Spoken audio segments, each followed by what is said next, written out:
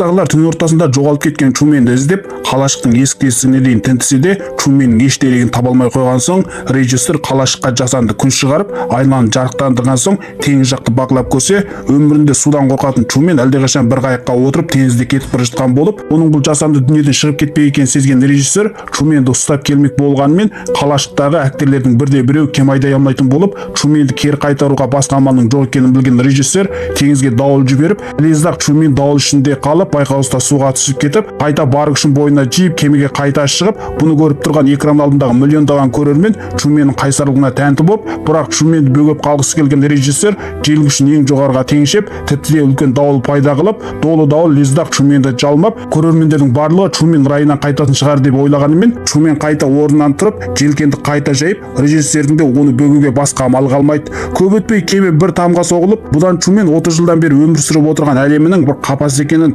осы тамның арт жағында шынайы әлем бар екенін сезіп, сонымен бірге тамды жағалай келе бір баспалдаққа шығып, баспалдақ басындағы бұл жасанды дүниеден шығып кетер есікті де ашып алады. Дәл осы кезде режиссер оған сөйлеп, мен сенің бұл әлеміңді жасаушымын, сенің өміріңді миллиондаған адам көреді, сен дүниедегі ең танымал жұлдызсың, сыртқы дүние сенің ойлағаныңдай көркем емес, ал сенің өмір сүрген бұл әлемің көркемдікке толы, сен ештеңеден де қам жемей өмір сүре аласың, кері қайтшы десе,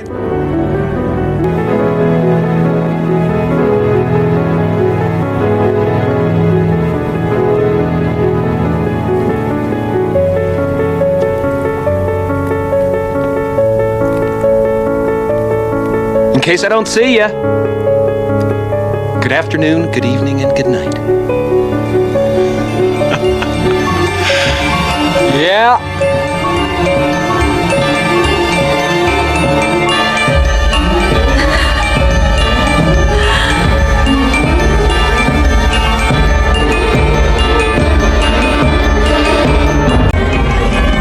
осылайда соңында Чумен бұл әлемнен кетуді талдап, өзіне бөтен сыртқы дүние, қатер мен жалғаншылықтарға толы болса да, аршынды қадаммен есіктен шығып, 30 жыл жалғасқан Чуменнің өмірі арқау етілген бағдарламада аяқталып